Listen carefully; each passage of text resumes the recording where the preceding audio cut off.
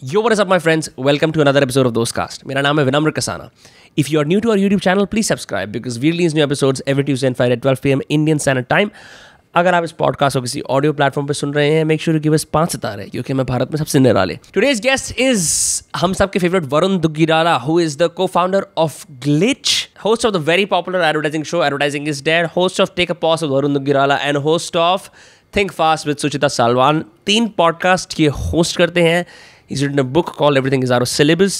He also makes content on Instagram. He's honestly one of the guys I've admired in the content podcasting space since I first entered it. In fact, I talk a little bit about that in the podcast. Varun's insights on how to build a lifestyle that is slow and happy and productive.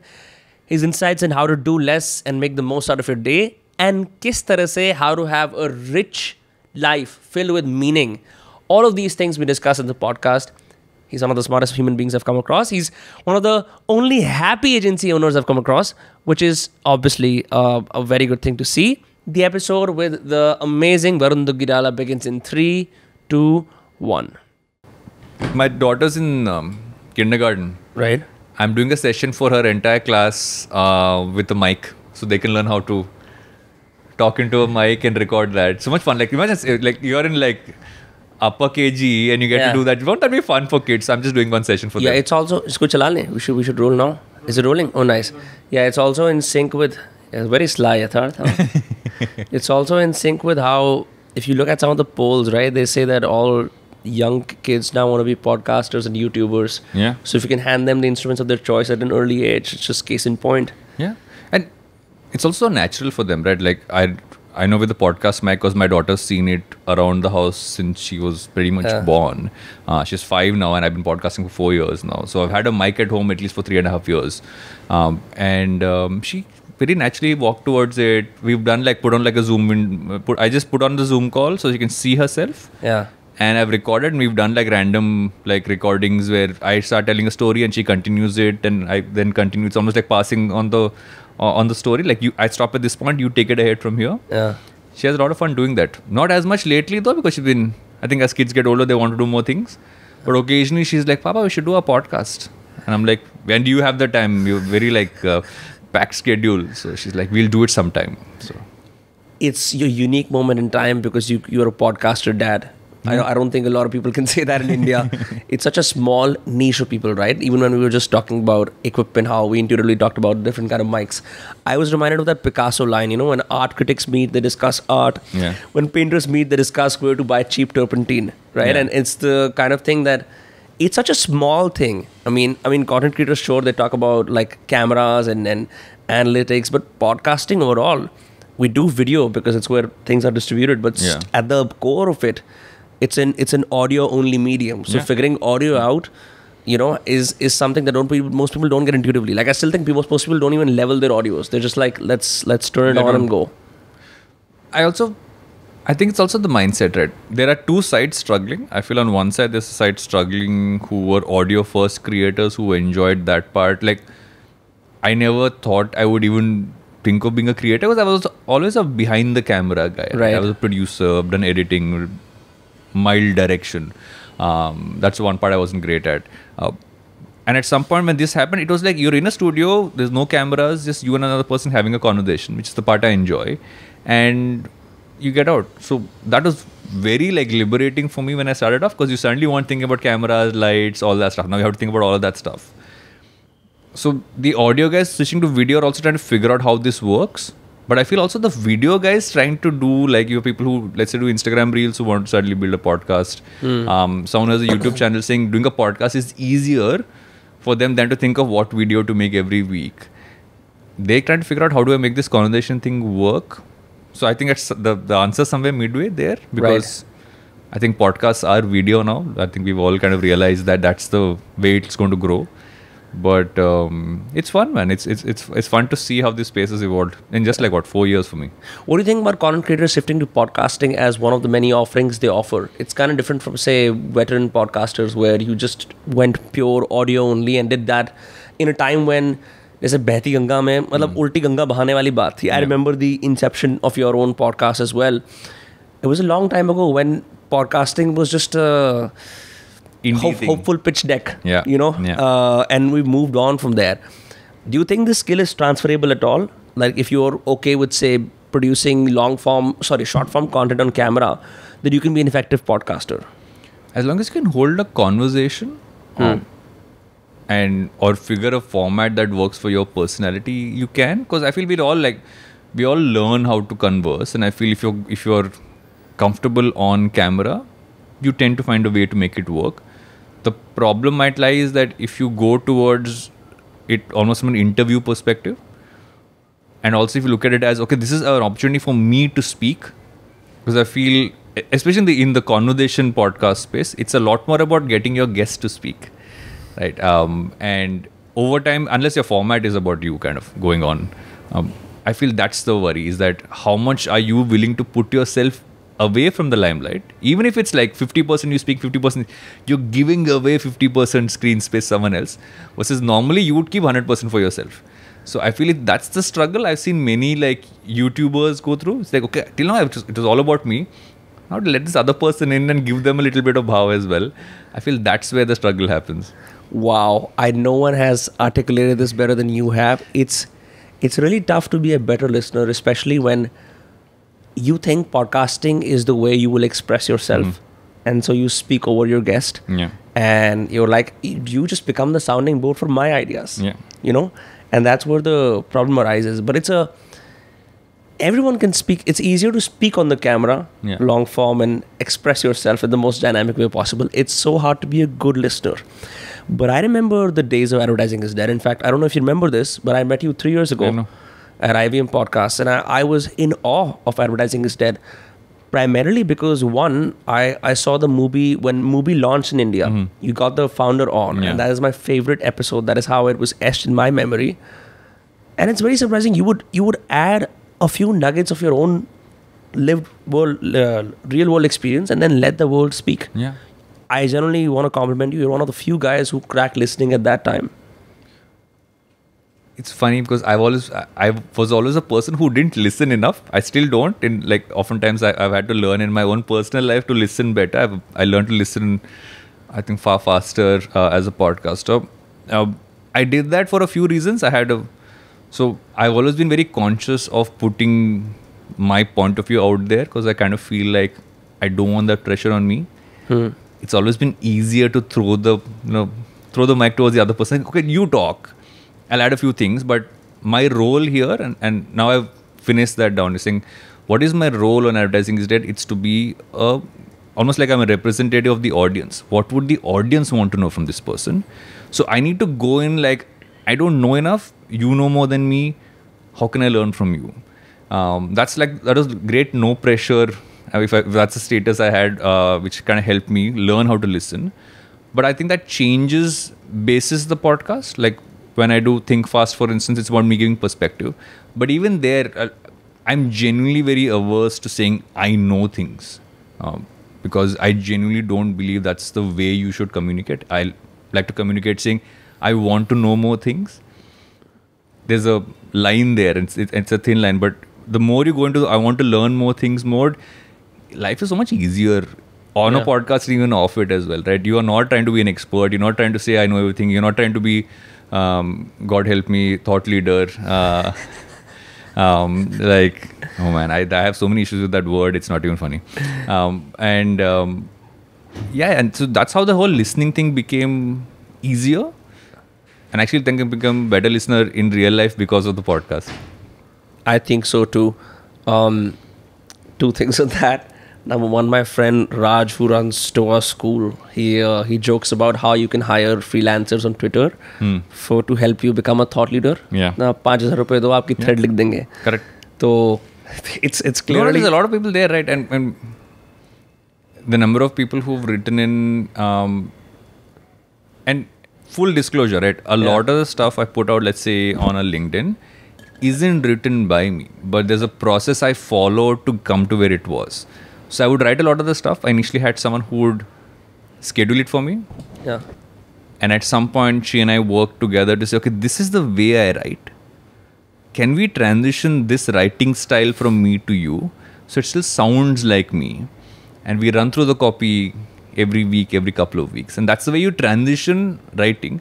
The problem is it's now you can write for me, here, take this, write whatever you want.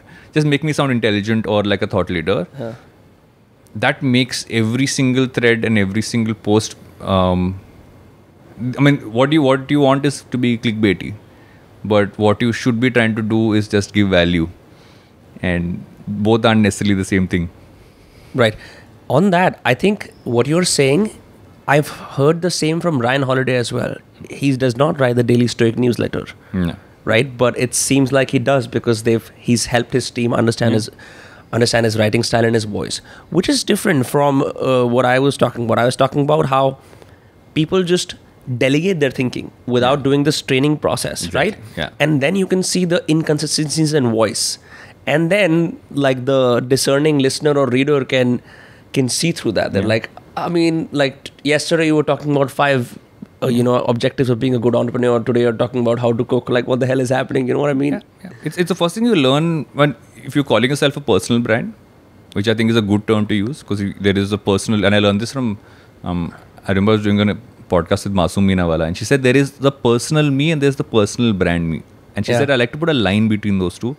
So I know when the personal brand me ends and the personal me begins. Be it schedule, be it everything else. I think that's a good way to separate and have some sort of balance in life. And I put on my brand lens. I think you worked with brands for so long, one of the first things you do for a brand is saying, okay, what's your brand voice? And as long as you put that down, and that's exactly what you're going to put out there, saying never sound too cocky, never sound like you know it all. Always share, okay, this is what I'm learning. I thought I'll share it with you. Always share, this is the value I got, or like key takeaways of sorts, but not like definitive takeaways. So for me, it's always been those pointers, and kind of work with people and evolve that voice out there. What we're actually moving towards now, and I think that will happen over the next few weeks, is that it'll even start getting signed. Even if it's a post from my account, it'll start saying from Team Varun Duggirala down there. It's going to put it out there, be totally clean about that fact. It's time to do that. So you have 3 hours just to think. Hopefully, I try. I don't think I have 3 hours just to think, but... No, well, we will talk about your lifestyle design because you're clearly acing it. I had a few questions about this brand voice thing, because I've heard, as an advertising student when I was in college, I heard about it. Based on your experience working with brands in the past, we don't have to dive too deep into it. But do all brands have a brand voice document, or do they have to, when you worked with them, did you have to deliberately pick it up and discern it from their messaging?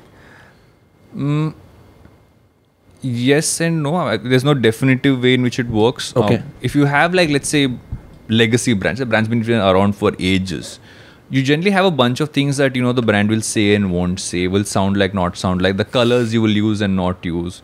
And those have been built by basically doing a lot of research and trying to understand how you want to be perceived. Sometimes those things evolve, like as the audience and the consumer evolves, you change that around.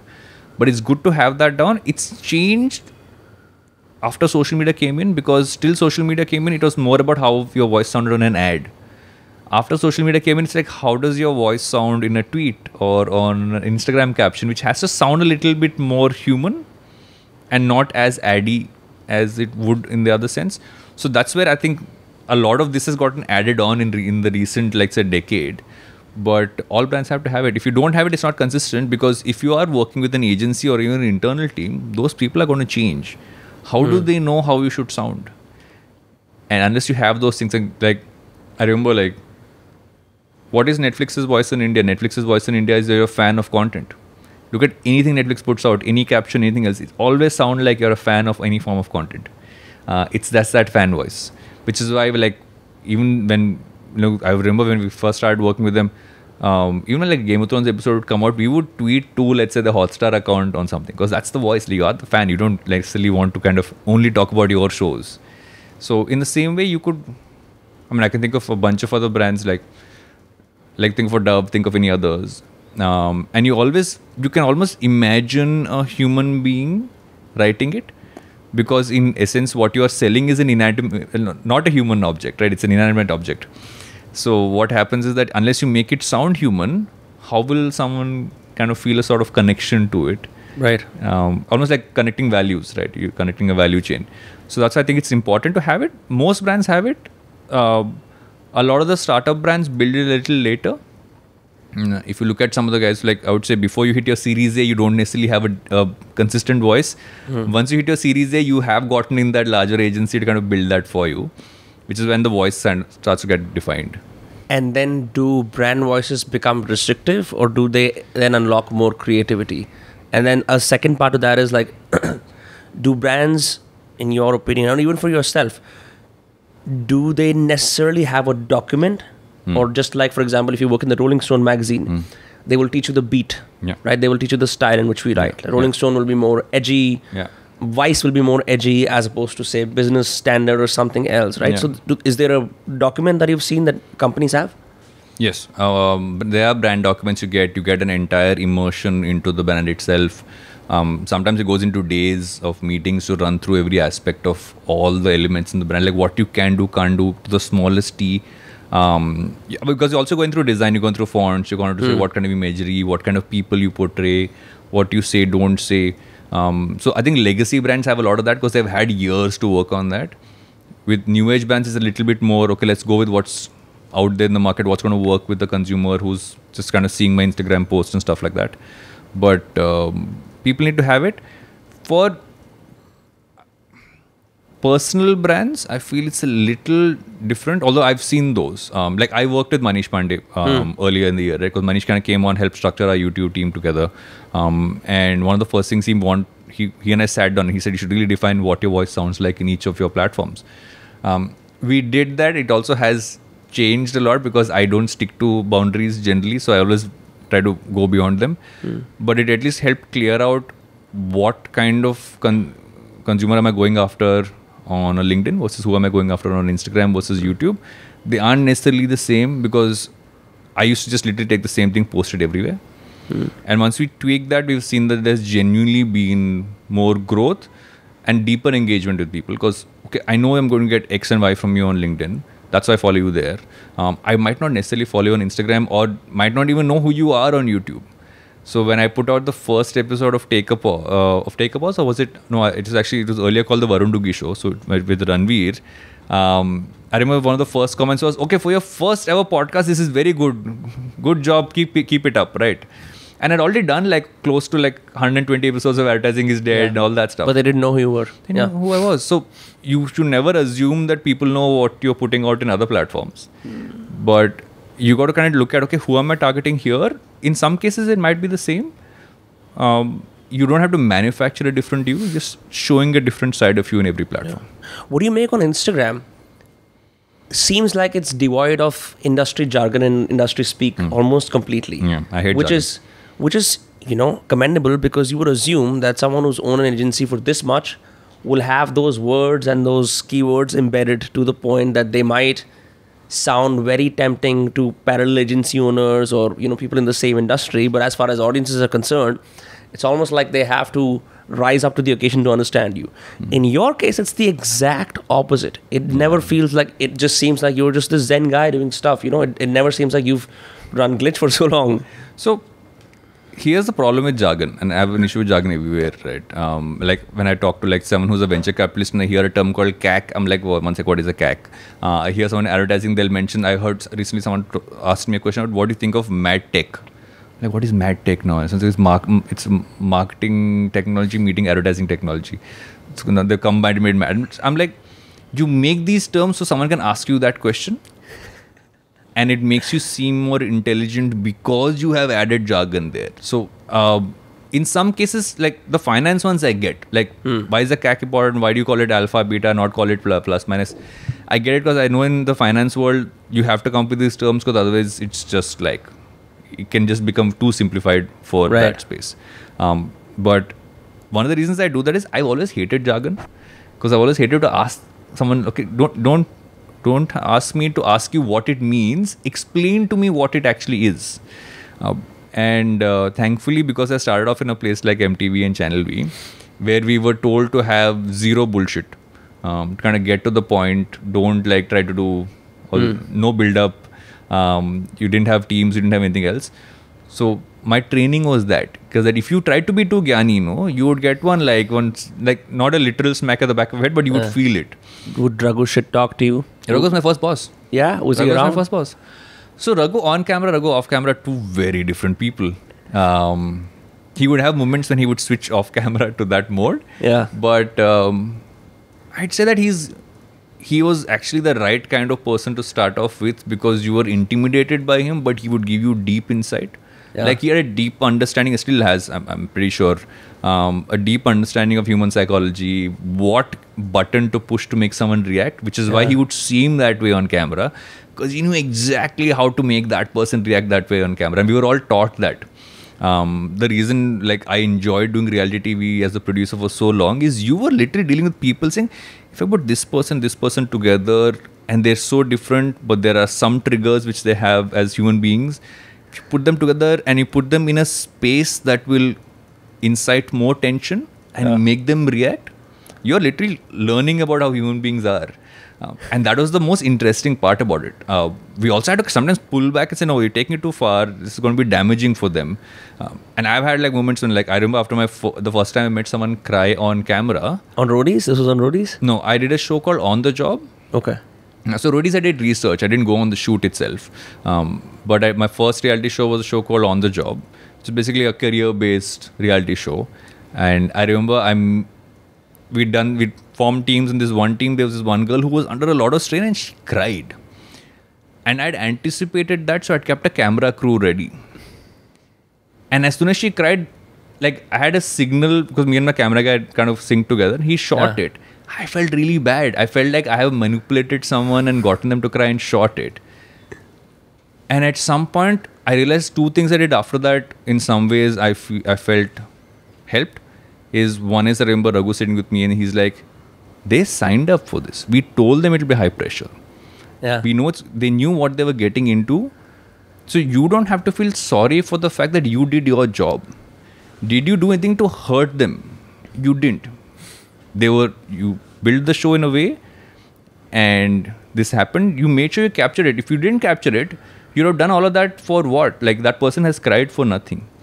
The second thing I did though was I later kind of like went up to her and saying, if you felt in any way that me bringing the camera there was manipulative, apologize, all that stuff. And she actually became a friend. She was a friend for a long time till I think she moved out of the country and stuff like that. Yeah. And that's when I kind of learned that even if you kind of do certain things, it's important to explain, to kind of put it out there.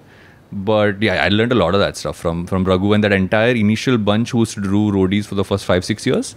I mean, my training ground on so many levels was them. So this is the pre-content era. I'm just wondering, because I've never been on a reality show. I was a kid who watched reality shows, was never a part of them. What kind of people thronged to these places? How were they picked? And what was the intent? Was the intent to be on TV? So when I started off, it was very different from what it became. And that's around the time I quit doing it. Yeah. Initially, it was people who were intrigued by it, who were intrigued by the format. So like I say, Roadies, you were genuinely interested in going on like an adventure show. Yeah. You were open to taking on a challenge. If you were a career show, the people were literally interested in those careers. If someone was on a radio episode of that show, he or she was interested in being an RJ. We've got like DJs on, they wanted to be professional DJs because you'd get mentored by a DJ Suketu, etc., all that stuff, who were like really massive at that point of time. So they were normal people who thought this would be interesting or fun to do. At some point, I think that happened around 2008, 2009, it became people who said, 1 second, if I'm on a reality show, I get footage on camera that goes on television, which means tomorrow I can show this footage and maybe get a role in a Saas Bahu serial or something else. Right. So suddenly, I remember my switch went off. I was doing a show called Kidnap for Channel V. And this one contestant just randomly started having a fight and he tore his shirt off. And I'm like, did I miss something? Like, what happened? And we cut camera and he turned to me and said, Acha tha na? And I was like, okay, now. Crazy. Because he took away the one thing I liked the most, is that I understood, because you would capture moments of pure joy. You would capture moments of people coming together as friends. You'd see them kind of break apart. You would see all kinds, right? And it took a lot. I mean, I remember all of us as producers would sometimes sit saying, are we terrible people?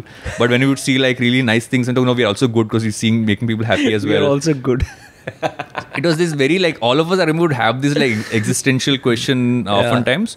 And you would also like, so I always had a barrier between, I will never be a contestant's friend. I think after the first I think the first show I became friends with a few people because it was my first ever show. But I always kept that line there. But I would always kind of watch over saying there's a line beyond which I don't want you to go. And I would stop them from going there. So someone would say, okay, if I remember there's someone who was almost becoming, like I could see it was affecting her in her head. And when one of the shows, and I kind of took this girl, I said, let's go for a walk, I want to talk to you. Spoke to her and said, okay, just remember it's a show. Yeah. If you're thinking that it is more than that, it's not worth what you're putting your head through. And everyone's competing, everyone wants to win. But don't ever assume in your head that this is your life. This is not your life. This will get over in 15 days. Yeah. And she's someone I've spoken to many times post that, because we've known each other professionally, and she moved to like a proper corporate role and all that stuff. And we often have that small conversation saying that chat that day kind of real, because I was also like this person who had to be calm. Yeah. Because reality shows are madness. There is so much happening all the time. You suddenly have someone like throwing up because they ate something wrong, or they haven't eaten because they were on a modeling show, and you felt like you had to kind of, and you're like, why haven't you eaten? We give you food every day. Or you have someone who's breaking down because they're like, I can't take the pressure, and you kind of take them aside and do the chat, which I did. But when you took that entire thing away, and it just became someone saying, okay, cameraman, I'll react. Yeah. You get the footage. And then it became lazy behind the camera for a lot of people as well. I saw people telling people, okay, you do this, you do that. Roll it. The curation why went do we shoot away. for 15 hours in a day? Let's shoot for 10 hours and get it over with. Or like 8 hours. And once it became lazy, that just wasn't interesting for me anymore. And I also was at a point when I wanted to see what else I wanted to do. Glitch happened exactly around that time, because Rohit was my co-founder and best friend since college. We were in Channel V together, and he was quitting. Yeah. And I said, okay, what are you going to do? He said, I just want to go and direct. I said, come, I'll quit, I'll produce. We both know how to edit, we'll figure it out. So that happened for me, thankfully, at the right time, because I was also getting tired of, like, if this is going to be fake, and I didn't enjoy doing fake, it's not fun. Yeah. And it's not genuinely, like, exciting for anybody. So yeah, I think that. Yeah, when it becomes a simple dopamine activation exercise, you can see it. Wow. Like, why do you enjoy Mr. Beast? You enjoy Mr. Beast because that is crazy. Yeah. But it's genuine. It's him. You can see him, like, if he's been on podcasts, you can see that there is no persona, because one of the things that podcasts do is they're persona killers. Yeah. Right? Because you can fake it for 7 minutes, 14 if you're good, but then in half an hour, people will see who you are, right? I'm just wondering, you've been calm through all of this. I've seen your content. It's great. You've written a book. You've done 10x 1,000 things. We're going to get into personal knowledge management and burnouts in just a bit. Before that, I have several agency owner friends, maybe not on the level that, you've operated at. Varun, some of them are miserable with the level of WhatsApp coming in, with the amount of inward information coming in, with the amount of fires that they have to put out at 3 a.m., 12 p.m., whenever, right? They've got 100 stakeholders, all of those things. It can be a shit show sometimes, and you can kind of become very jaded with that, right? Obviously, you've been doing this for a long time, and you have other things. But I'm just wondering, how have you designed your life in a way that it doesn't seem like it's something that bothers you? So it's not like that doesn't happen. I would say now it happens a lot lesser in life than it did, let's say, 5 years ago, 6 years ago. But you modeled it, right? The problem is that as you grow, the worry, and this is thankfully something which both Rohit, I and Pooja, all three of us had as we were building Glitch, is that it's not about us. A business is not about if you call it executive leadership, whoever, holding everything together. You've got to build more leaders. You got to build people who are saying, this is as much mine as it is yours. I'm getting incentivized for it monetarily, etc. I can take ownership. I will only call you if it's beyond me managing it, or if you coming in will help solve this in less. Less time is also like, maybe it'll get over in like 3 hours instead of like 10 hours. So that kind of a ratio. And it's been a conscious attempt to go there, and over time, what that's done is you will have things that will go sideways very badly, but in the long term, it makes things get sorted a lot faster as well, because people take ownership. People can people know, okay, I don't need to call Varun for this. I can figure this one out. I have the ability to take that call. And you build systems for that. You don't make it individual people taking calls. That have to be checks and balances in place. Then it's been a conscious focus for all of us over the last, I think, what Glitch is 14 years. I think for at least half that period. Because the first 7 years was a lot of stuff, like a lot of chaos, we've had that, and especially when production was the biggest part of what we did. You're doing shows, you're doing shoots, you're going to have a lot of that. But the more we moved towards the agency side, this is something which we kept, and we made sure that was something we communicated to clients. Because what you tend to not do is tell the client that your POC is not me in every time there's a fire. Unless you actually have to come to me. Unless we have an equation. But you coming to me undermines the person who I've put in a state of authority on your account. And you got to have that chat. Because sometimes I had someone call and I'm like, this person's the right person. They're on it. I can check on what's going on. But for you to get more clarity and for you to get more understanding, you need to talk to them. Does that not stand as an impediment to business? Because people might be afraid that they would rub clients off the wrong way. Something like that makes a client go away. That client wasn't going to stay for long anyway. Okay. And you have clients going for things like that. But, which means they only kind of looking at it, okay, you are then what you don't want. And it's a tough one to do, especially when you go to drive a business. You don't want to become a vendor. You're a partner. You behave differently with vendors than you do with partners. And we tell every client that we're here to be a partner, we're not here to be a vendor. So what is the difference? I don't know. I don't exactly understand what vendors are. When you're a vendor, I'm paying you money, you are giving me something. Right. And you're a partner, I'm in this with you. So we're doing this together. Let's behave that way. Let's work that way. You'll get better results. I'll have more involvement. I'll feel like I have a vested interest to do more than what I would do if it is just, okay, fine, I just have to give someone a post. Versus saying, no, you are part of my brand. You are as involved in this as the person I have internally. Suddenly the person has ownership. I've had internal people sit up in a meeting and start talking like they are the client. Or rather, they are representing the brand. And at some point, I remember, and this happened, I remember once one of our production team guys saying, and don't they work for us? Have they moved to the brand? I'm like, why? Like, why they talk to me like the client's talking to me? I'm like, but what did they say? Saying this will work for the brand, not work for the brand. Like, so they said that they've internalized the brand. They've internalized it because they have ownership over it. And we spend time on not going after 100 clients and focus on a bunch of conglomerates and a bunch of clients, and over time that has spread as people have increased. Right. And that helped build deeper connections. And we also I remember there was a period when we realized we weren't able to push this ahead as much, and we went from 8 people in our yearly leadership catch up to 25 people the next year because we consciously said, let's have more leaders. Let's have more people who can take calls. Do people still have late night calls? Yes, they do. Do any of us have to get onto those calls? Of course we do. But you can't make it about you. The problem is you want that founder syndrome. Na? You want to say that, boss, I am the founder. Yeah. हर चीज का solution मेरे पास है. You don't have the answers.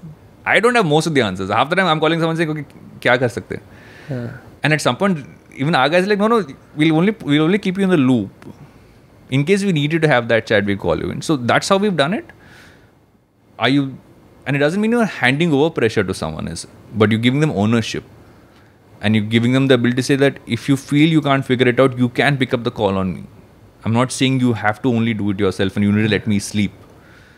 But value that call. Don't overuse it, because then you're not growing yourself. How are you going to become a leader tomorrow? Right. If every time you need a solution beyond a certain level, you come to someone else. And that's how we've done it. And we also take care of our people. We don't take kindly to clients or brands being mean or talking in any such form to our people. We guard that part a lot. We're very honest with our clients, saying we have a zero, we don't have tolerance for this. It's also simpler now than the early years, because now people are a lot more aware of kind of how to behave and worried about something coming out on social media. But early days, people would say all kinds of shit, and I've said that stuff back, saying, no, you don't talk to people like that way. Right. You won't talk like that, talk to me. And I realized that didn't work, because that made it a a contest. contest, Yeah. but then become like, just, let's talk like people. Yeah. How did you build leaders? Because it's impressive what you've done. I remember I went to your offices a long time ago. This is in 2019 when you were filming a live episode of AID with Varun, with Rohan Joshi and someone else who I forget. Ritasha. Rityasha. Yeah, you were doing that. I saw the open workspace and I saw hundreds of people there. And I was like, interesting. So this is how modern agencies operate, huh? I was first time there, right? As a kid. I was like, so how did so many people come to join you? And you know, like, is it difficult to work with younger people?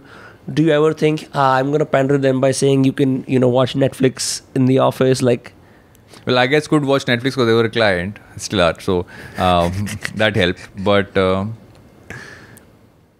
so there's a weird line, right? People believe that you got to hire cool people.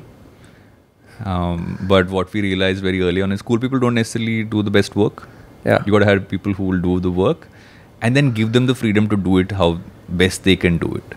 So, and you got to have rules, but you got to be a little listening with it. Because a lot of companies say, okay, at 8 o'clock we'll shut off the ACs. yeah. Makes complete financial sense, right? You're spending that entire AC unit will go 24/7. You're going to pay that electricity bill. You have all that at the back of your head. But if some people work a lot better in the evening, you're letting them kind of come in a little late.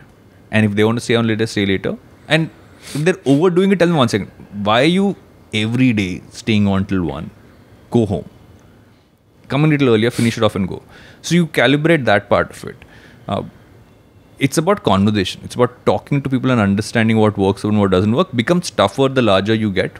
I believe that now we almost have like a framework, so we just follow that and maybe tweak some things around. We don't go like literally one-on-one the way we used to in the early days. Because that's not scalable. Right. Because I would say when you have 15-20 people, someone had a breakup, give them a couple of days off. Because you anyway can't work. You're anyway down. Yeah. Ghar jao. Right. Or like whenever a new person would join, we'd all go out for like have a bite, have a drink. That's not scalable. But at some point, how are you making sure that people feel safe, that people feel like they're valued? Not just from your work is valued, but you and your own needs as an individual are valued. Do I care about your work? Like simple thing, right? 2020 happened. Yeah. I do working from our HR team. I think that they're a fabulous team. They kept tabs on how each employee was doing. It was just a call. It was just a WhatsApp message. It was just an email. Just want to check in. I know you're from home. Anything you need? How's it going? And we had so many people writing during that period saying, this is so nice. We didn't expect it. And it's a tiny thing. And some of the small things really matter. I remember, what was the thing we did which people really like? And we're like, really, this is what's exciting you? We used to have a scenario where we wanted to do something for people as employees. And we just started to do sessions where we would bring in someone to like say sound therapy, we do yoga one day. And I was like, guys, this is like standard HR stuff. No one's going to enjoy it. Like, don't do Rangoli contest for me. Like next is although they did do Rangoli contest once and I was like, oh my God, I'm going to roll my eyes. But people were genuinely into it. They felt like, I feel like I have more things. And we had a small studio in the office. So we could just use that as a space. And sometimes, so you don't have to rethink the wheel. We know all the things we have to do. You just got to make people feel like community, make them feel like they're getting more than what they required. We got them a discount in a gym in our building. Because we were like, one second, this building doesn't have too many offices, which are our scale. Went to the gym guy and said, one second, we'll get you memberships. You got to discount it out for our people. Yeah. Whoever took it was happy like they got something because they work for the organization. Right. Just find the small things. You don't have to do you don't have to suddenly say 4-day work week because it's not, again, it doesn't happen. Yeah. Like, you might say 4-day work week. And we did that, honestly. We actually did that, I would say 2021. We had a period of time when we did 4-day work weeks. We did alternating Fridays or off and stuff like that. It worked for a large period of time. Till a certain point of time, it became tougher for the teams because they were having to do more on those 4 days to compensate for that 1 day off. And so they were exhausted. As opposed to now we do mental health days off. We do stuff like that. So which is easier. So you kind of let an individual take that call. If someone takes a mental health day off, how does work happen then? There's someone else doing it. Yeah. That's why you have teams, right? You not. Okay. It shouldn't be on an individual. It should just be a team, and it's. I mean, there's no perfect way to do it. So okay, there is no doubt when I read your bios online, it starts with author, podcaster, dad, and it just goes on, right? I'm just wondering, like, people's roles can get exhausting, right? Because in all these roles, one often asks himself or herself, who am I? Am I just these roles? Yeah. Am I the bill payer?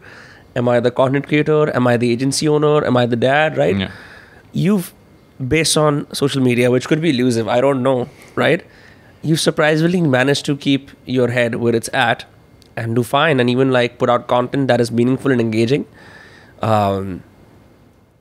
Is there a special practice or a series of things you have to center yourself, to make yourself understand your place in the world and keep doing the things that you do? So I'll put the parent one aside because that's a whole different. But every other thing which I do it because I genuinely want to do it, and I feel it's adding value to me and to someone else. Right. It's always been like you know, if you look at my content and I remember I was sitting. So I do a bunch of therapy. I've done like business coach. I still do both on a consistent basis. I remember my coach telling me that your whole spiel isn't that you want to be a content creator and want to make shows. Your spiel is that you want to share stuff that you know. Yeah. Or you're learning. And that's what you enjoy. I said, but I don't want to sound like a Gyani. She's like, it's not about Gyani. It's about you saying, okay, I've learned this. You are that Entu kid who's saying, you know, in school, like you would be that kid, okay, I saw something. Did you know? Did you know this? I'm that guy. Right. And I went to my wife Pooja, went to a bunch of my closest friends. It's like, yes, that is who you are. Because I'm that person who will stick that phone on your face saying, did you see this meme? Yeah. Or like, have you seen this video? I'm just now doing that at scale. I'm just doing that at scale. Saying, this is all the stuff I consume. This is all the stuff I learn. I want to share that. My book is filled with pieces from other books which I've really gotten value from. Yeah. My podcast is largely about learnings I've had from other people. And that's how I look at it. So I don't feel the pressure of everything. I mean, you would want everything to be monetized, but it's not the reason why I do it. I do it because I genuinely feel it feels great for me to kind of put it out there. And for someone to just even write in and say, I got value from it. Although I have to draw lines there as well, because I get asked sometimes, okay, are you a life coach? Are you a therapist? Are you a fitness trainer? I've gotten all those messages. I'm like, no to all. Although I am considering learning a lot more about psychology, how the mind works. I find the life coach term a little tricky, but just that stuff I like, because I can work with founders and coach them, but I'm also learning how to kind of coach stuff around life. So I'm doing a few courses on that front, but I don't know if that's the answer to your question. That's fine. That answers other questions. Yeah. Because so I saw one of your videos in which you mentioned that some of the best thoughts that you have happen in the shower or in the loo. Yeah. Now I'll take a slightly different perspective on this, mostly because we often talk about knowledge workers. Few people know what knowledge workers are. To contextualize, people who use their brains to create output, right? Which is different from, say, procedural work at a factory, where you just have to push a few levers and then things happen.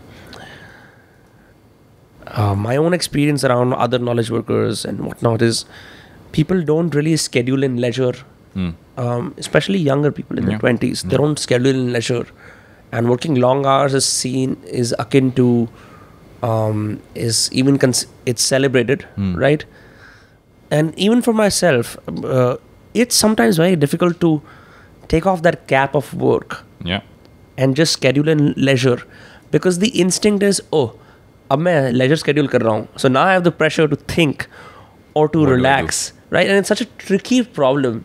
I don't know if you have the solution, but I'm just wondering do you schedule in leisure? How do you approach this creation, if at all? So if I go flashback 10 years, when I just gotten married, I was this person who worked 24/7, work weekends, not take holidays, not because I couldn't, but because I felt I shouldn't. that I need to work. Yeah. I need to have I was that guy I remember people saying, can you just stop talking about work? But I used to be that person who talk about work everywhere.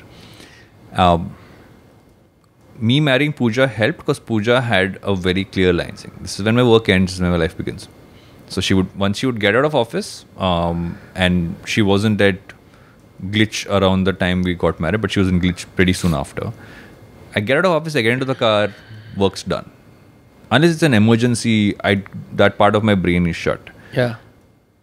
And I would come back home and start talking about work and she's like, hold on. And I was like, I don't do holidays, we are doing holidays. And I learned to enjoy it. I remember the first trip we did together, she said, can you do me a favor and say that you will only use your phone for email and work for 1 hour in a day? It was game changing for me. Because I was enjoying every meal I was having. I was enjoying every sight. I was having a lot of fun. And I think it started there. And it's kind of scaled from there for me because I realized that for you don't schedule leisure. You schedule less work. Leisure happens. But the problem with scheduling leisure is that you are telling yourself, okay, you have 1 hour now, you got to figure something to do. You got to relax. It becomes work, no? Yeah. There are 3 things we do in our day, right? There's time you spend on work, there's time you spend on life, which is family, friends, etc. And there's time you spend with self, which is just yourself. You have the most amount of control on the time you spend by yourself because it doesn't involve any other variable. You're the only variable. When you spend time with family, it's a little more flexible. Family and friends are a lot more flexible. Work is genuinely oftentimes not flexible. Yeah. So try to figure a way to schedule your work into one chunk. And for me, thankfully, also because of the stage I'm at career-wise, everything else, I schedule that literally for me. Work is always between 11 and 5, 11 and 6 in the day. But I keep gaps. So there's no back-to-back meeting I'll do. I'll keep like a half an hour gap, 15-minute gap, at least 15. What do you do in those gaps? Nothing. I'll rub my dog's belly. I'll walk around the house. I will listen to some music. I've realized listening to podcasts can also be heavy engagement. So I do music. Yeah. And because I used to listen to a podcast, I'll pick up my phone, and that's the struggle. Is that for you to not pick up your phone when you're taking a break it's such a struggle. I have very bad screen time. I do like 7-8 hours many days, if not more. But it's just that once you tell yourself that taking a break is not you picking up your phone, slowly you get there. Mornings, I would say 4 days out of like the week, when I wake up in the morning, I don't pick up my phone. So I realize leisure for you, great time to do it is early in the morning, late at night. So when I wake up in the morning, I don't pick up my phone. I do my garam pani with nimbu, which is my mom's addition to my schedule, which I really enjoy. My dogs center me in the morning because my dogs wake me up because they want their biscuit and I have to clean their pee and poop. That's what I start my day with. I start with duties. So, because when you start your day cleaning pee and poop, now you started at ground zero. Like, boss, this is where your level is. Everything is upwards from here. Right? This is what you start with. You're not waking up saying, I'm king of the world. You're waking up saying, boss, you are cleaning poop and pee. Right? So, I always say my dogs center me every morning. And they want their biscuit exactly at 6 a.m. They'll both, it's like an alarm clock. They'll both wake up, scratch me till I get out of you can have a biscuit dispenser, or you want the struggle. No, I enjoy it. It's nice. It's one of those rituals we both have. Until I have to wake up my daughter for school, which is around 6, around 6:30. So I wake up around 6ish and 6:30. So about half an hour. I just kind of try to not look at the phone, do that. Many days I'll pick it up. It's instinct, no? You'll pick it up. Yeah. But that's great. And in the night, everybody sleeps early at home. So everybody's asleep by about 8:39. Really? School day, no? So Pooja's always been an early sleeper. Leah sleeps early as well. So no 10:30 p.m. meetings with people, 11 p.m. meetings? No. Unless it's like an international, it's like a global call, someone's in the States. But even that, you can do that 6:30 a.m. because thankfully people in the US start work very early. Yeah. So it kind of syncs up in that sense. I sleep by about 10:30, sometimes 11. Because I did about 7 hours of sleep for me is a good thing. I was going beyond 8 for me makes me feel very groggy. So I have that time between, let's say 9 and 10, 10:30, just for myself. Some days I'm like, cricket match going on, I'll watch it. Yeah. Not putting the pressure. No need to go to your evening routine journal about what 3 things I did today. No, I don't do any of that. I try to read a physical book over even a Kindle, because I realize that Kindle makes you switch between book to book. Yeah. Physical book makes you hold on to one book. But it also helps you highlight though, right? Yeah, that's the problem. I enjoy the highlighting part because I go back to all the stuff I've highlighted, but I feel it's simpler to stick to one book if you're reading physically. So I struggle with that one, to be honest. So late evenings, early mornings for me are time for myself. Then right after that is like, in the mornings as well, like me and my daughter have this thing where we say hello to the world together. I would pick her up and we do this small thing every morning. How do you say hello to the world? Just pick her up, we go to the balcony and we say hello world. Oh, just like... Yeah, we have a small thing. So it changes from day to day, but it's one of those small things we do. She comes up with stuff, I come up with stuff. Half the time she's half asleep, so I'll just say some random stuff, make her start the day in a fun way. We all pray together as a family before going to bed at night. It's one of those things we do together. So there's that family time, morning, evening as well. And everything in between is work. It's not hyper scheduled. I'm not doing what Pomodoro technique or on all those other things. I've realized I cannot work with structured schedules. Right. Also because I can never stick to them. I'm always that person who will leave. If I know it'll take me 1 hour, like I knew it will take me 1 hour to come here. Yeah. As much as I might try, I will end up leaving at 11:10 when I have to come here by 12. Yeah. It's a problem. I've been told everybody that Varun will try his best, but he will be 5 minutes late. And I was 5 minutes late, according to my clock at least. So I don't try to put that pressure on me, and I feel my mind is often averse to too much structure. I need flexibility within the structure. So tell me, you have to work like this only. Mondays you will shoot your content. Wednesdays you will do meetings. Thursdays you will do. I'm like, mind is like, boss, this is too much. This is like too structured. So keep that flexibility. So my day is 3 chunks. Yeah. My day is not hyper scheduled. I'm not doing. So you're not a fan of Google Calendar, Evernote, Notion. You don't use those things? I don't understand Notion. I've tried my level best. I don't understand it either. Yeah. I don't get it. I use Google Calendar, but I've started to use Calendly, but there are so many gaps between my slots which are available. Yeah. But also that's a privilege I have now because of where I am in my life. But because of that privilege I have, because of having built a company, sold a company now at a point of time in my life, and I'm 40 and I'm like, what do I do? I don't have any aspirations to say I want to build a unicorn, start a 1,000 crore company, nothing. वो नहीं करना. I'm very happy. My ideal life is a slow growth life. Slow life sounds like you've retired. No. Slow growth life is you're still growing, you're still doing things, but you're doing it at your pace. I'm in no rush. I enjoy what I do. I realize whenever I overdo it, I will crash and burn. I burn out very often. Because some days I'll get enthu. I'll schedule more things in the day. And that will happen for many days. And then suddenly one day I'll have a crash. Because you feel there's no energy. Like, why am I doing this? Why am I doing the podcast? Why am I doing the content? Like, wait a second. What was my last week like? And you look at it like, oh, now I know why that happened. Because you did a lot of things which you needn't have done. Because every shiny object is not something you have to do. So where did you arrive at the slow growth concept? Because I kind of inferred that from a bunch of your posts. And I've seen the slowpreneur, this new trend in the US on Instagram only, where you don't mime the desires of others. You don't look to your neighbor and say, bro, he's building this company, he's got this many subs, look at their revenue. It's a difficult thing, right? I mean, I'm a lot younger than you are, where despite your best attempts at not being attracted to FOMO, right, you still get sucked into it. Does that come from grounding yourself in who you are? Like, how have you been able to achieve that? So, I still have a lot of FOMO. I've looked at some content creators and say, 1 second. Like, I remember I was talking to me and Variku had a chat, right? I'm like, Ankur, I'll tell you this. There are times I have FOMO about the numbers you get and what you do. And he laughed. And I said that, but also at some point, I think we both in a life stage, we're very secure where we are. He's like, exactly, right?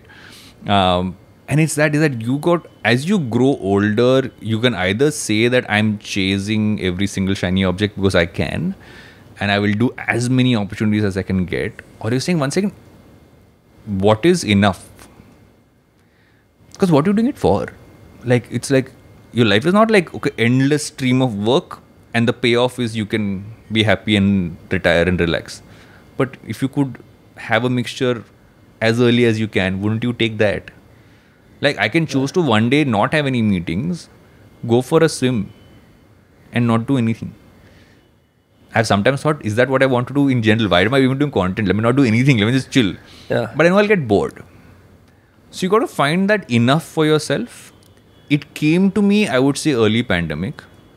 Because I was on this cycle, and as much as I'd kind of come to finding balance in life, I was still on like a trajectory of saying, this is how I'm going to grow.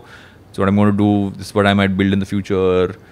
Everything from startup ideas to corporate career thoughts, everything was there.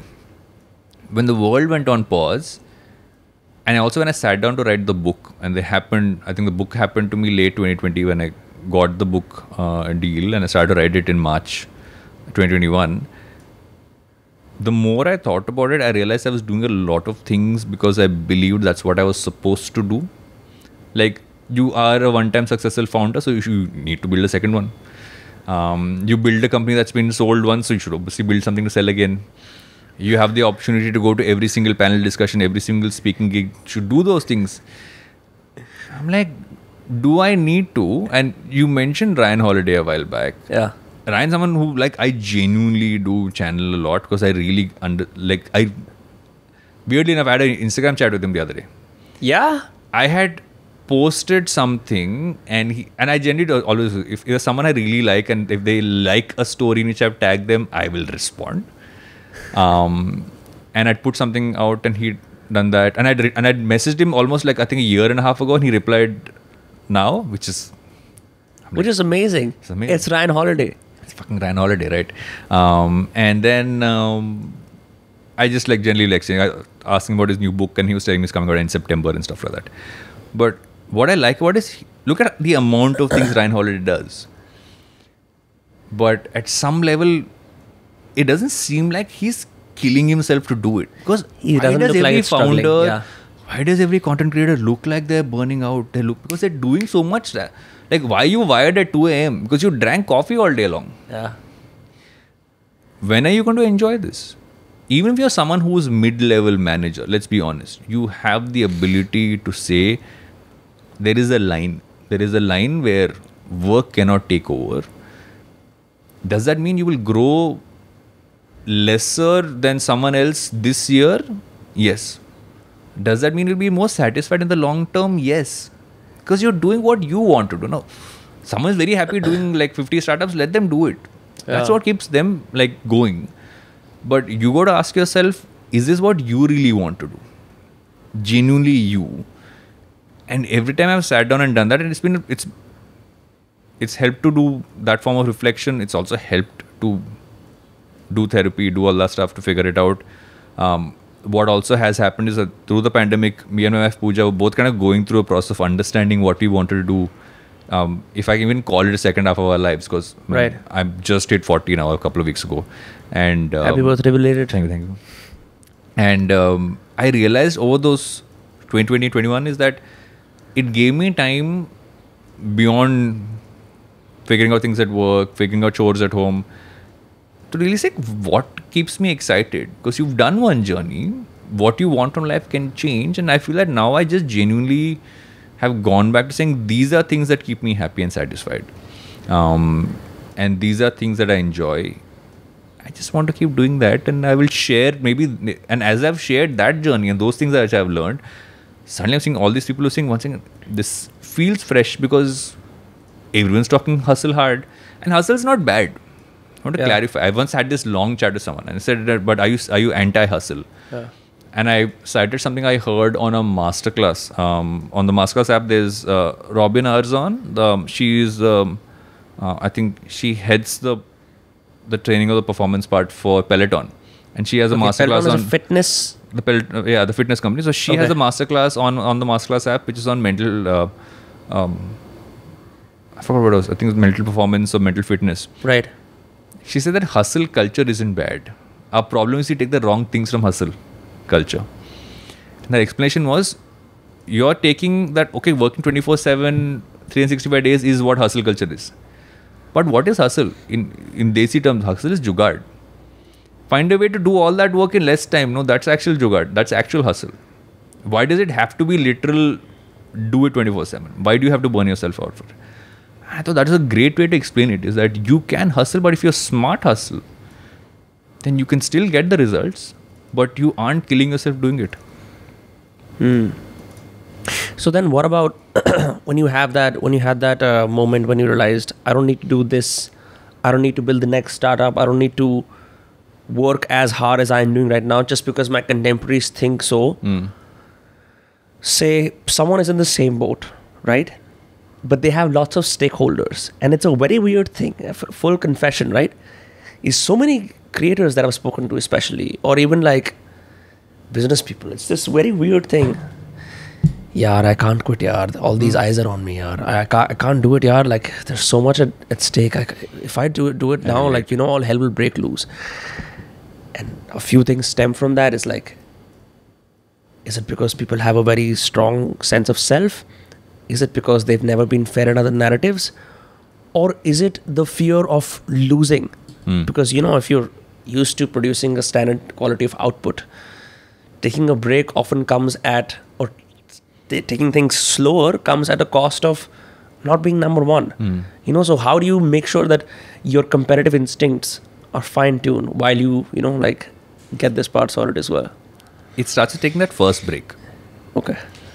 When you take the first break and you realize everything seems to be fine, people don't care beyond a day or two. They all move on. And then you come back and you realize that, are you coming back in the exact same way? Are you on that same treadmill? You might take time to build up pace again. Yes. But has the world really changed? It hasn't.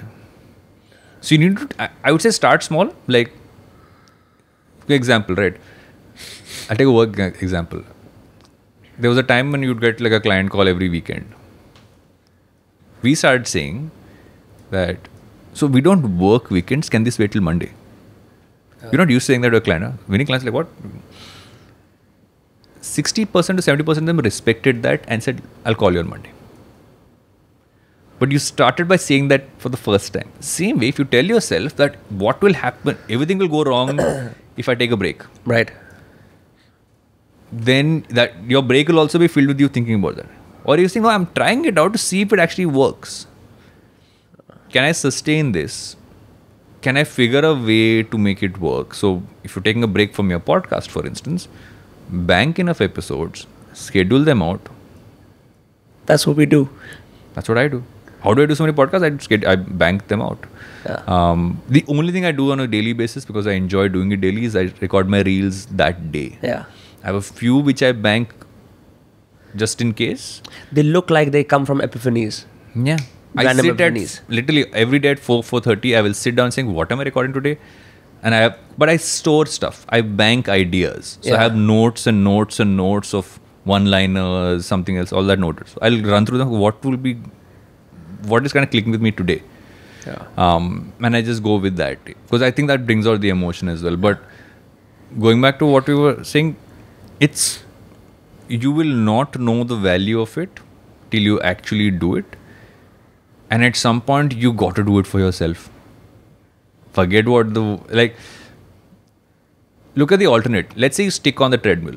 Let's say you're running at whatever, 15 kilometers an hour.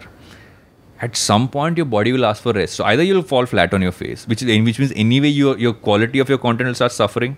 Quality of your work will start suffering. We as human beings need breaks. It's required of us physically and mentally for us to perform at our optimum. And right. You need to channel what athletes do. Athletes off field are supremely lazy people. When they're training, when they're on the field, they're supremely on. They take their rest so seriously. There's this podcaster called Rich Roll. The guy who was a former heroin addict, now turned ultra marathoner. Yeah. And Rich Roll for me has been one of those people. So there are a few people. I look at a Ryan Holiday, I look at a Rich Roll, and I'm like, that's the kind of journey which I really resonate with. That's kind of thought process. Because even Rich Roll, right? Like, he didn't even start podcasting until he was 40. Yeah. He was a failed athlete, alcoholic, gotten into all that stuff, then post rehab for alcohol became unhealthy because he would just eat anything out there, and at 40 couldn't climb a set of stairs. 42 ran an ultra marathon. At 43 or 44 ran 5 back-to-back ultra marathons over 6 to 7 days because he had to go from island to island. He couldn't do 5 days. And that's what his book is about. It's called Finding Ultra. And when I see those examples and I see how they look at breaks, look at learning from, I think from ritual especially, I learn from athletes. Because the athlete's mindset is how you become a high performer without burning yourself out. You will rarely see a really world-class athlete who is constantly burning themselves out. They rest, they focus on what they're eating, they focus on how much sleep they're getting, they focus on how much time they get off things which are going to keep them too wired. Because otherwise they can't sustain themselves. They can't stick to that career. So just learn from an athlete. Fucking crazy. That's what they do. Look at a Virat Kohli, right? Clear example. Guy went vegan. Yeah. Went off all the things. I think he was on Gaurav's channel, and he said that 22 yarns, Gaurav Kapoor. Yeah. So I think in Breakfast with Champions, when he came on, he said he hadn't eaten like, I think rajma or no butter chicken in like years or anything with butter, because he's gone fully there. He's so focused on that. But once you say this is what I'm doing, this is how I'm going to eat, you find things that are fun for you to eat within that boundary. Yeah. But like prioritizing sleep. People sleep in like weighted blankets, they put these things on their eyes, all that stuff. But I was listening to this podcast with Matt Fraser, who's pretty much the OG. King of sleep, yeah. No. So Matt Fraser is, or rather, till he retired a couple of years ago, the world's fittest man, a CrossFit champion. So the CrossFit Games. So the CrossFit is one of the few sports I follow. Sorry, that was cricket. Matt Walker, my bad, yeah. Matt Walker, yeah. Matt Fraser was the OG, like he's the GOAT in CrossFit. He won 5 back-to-back championships. And he did a podcast recently. He said that one of the first things he started to do when he wanted to kind of really hone himself down, and now he trains people who are competing in the games, is sleep. And he said oftentimes the sleep is all about the phone. It's that if you're looking at the phone till you go to sleep, it takes you longer. And Matthew Walker talks about this. It's that you don't fall to sleep. So I think at a certain hour, I think an hour and a half before he goes to sleep, his phone gets put away. Right. Do anything else, but don't look at a phone. I think and you automatically sleep better. Yeah. So that last part of your night and morning is what they do. And think about instead, if you're answering emails, you're doing all of that stuff, and then you're going to sleep, you still have that going on in your head. And you also have that glare in your eyes. Yeah. That's what affects how you perform the next day. It's literally you got to optimize your life for energy and not optimize your life for like productivity or time. And we all like believe we are superhuman. Like if like today I'm little low, tomorrow I'll get it all done. If you're low today and you let yourself go lower, you will not wake up with some superhuman energy tomorrow. And no like energy drink is going to help you on that. But if you optimize for your energy, saying these are things which keep me energetic, these are habits that keep my energy levels up, then I will on a consistent basis just like make iterative improvements, and eventually you will outrun whatever you want to outrun, even if you don't want to run. That's a very unique way of looking at management. I know about this, that people have shifted from time management to energy management because that's the way to go. In fact, I tried something yesterday. Over the years, I became semi-cynical of gratitude practices and all of those things. I can't do it. Right? But I see the merit of it, right?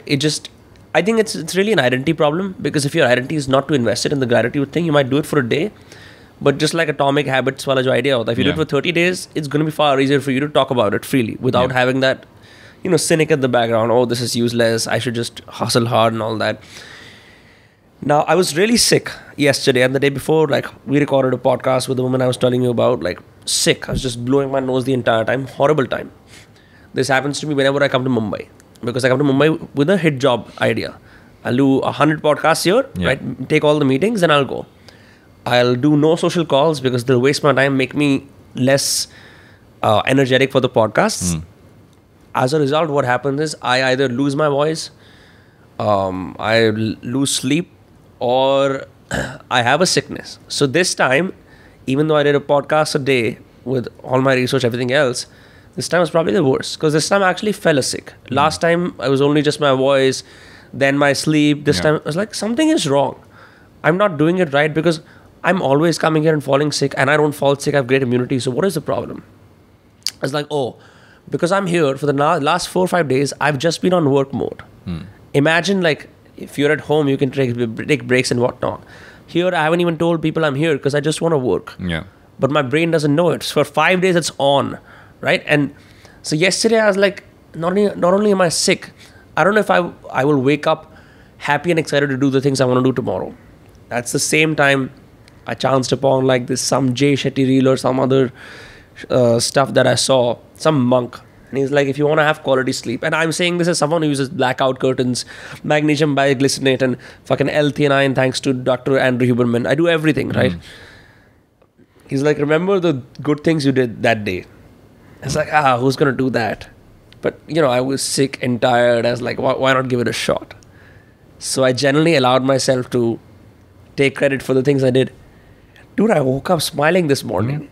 It's so weird. It never happens. You usually wake up with it's like that, Shah Rukh Khan podcast with the AIB. When he was the king of Bollywood, he would wake up, let's go. Yeah. And he wakes up now with this phone, Kaunsa King. It's that jaded. And then you get yourself up through your routine somehow. But I woke up happy and I was like, there is merit to routines. I shouldn't dismiss them completely. Yeah. I think the problem we all have with routines is that we believe they're not flexible. Like I listen to like a sleep meditation every night before going to sleep because I feel it's good, and I can't do the long one. So I'll do one of those. I use the Calm app, so that I use whatever comes there. But they have 4 of those daily. There's a daily Calm, daily trip, daily J, which is the Jay Shetty one, and I think there's one more, which is the Move one.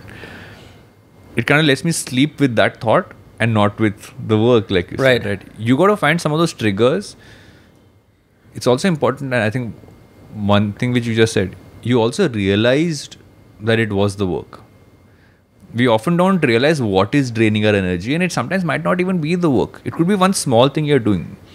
Like, I remember at one point in time when my workouts became a certain way, I would be very tired by afternoon. I'm like, but workouts are supposed to make you feel more energetic. So I spoke to my coach and we tweaked things around. Now I gotta get out of it with more energy than I got into the workout with. Was it like stagnant 5x5 routines? Were you just doing those? No, it was more about I'm very good with anything which is cardiovascular, all that stuff, but there's a limit to which my body can do it. Yeah. I'm a lot better with strength training. So we just increase the strength training. We put a finisher in which is shorter. Versus what I was doing earlier, was doing a lot more of the other stuff, doing more metcons, doing more of those things. And that was draining me out. I just had to figure out what works for me and got out with more energy. Still pretty much sticking to my fitness goals in whatever sense, but it just had to tweak it around because you got to figure out what's draining your energy. It could just be, and it's easy to say that there might be people in your life who are draining your energy. Yeah, they're called energy vampires. There might be things, small things that you do. Like, I hate coordinating things.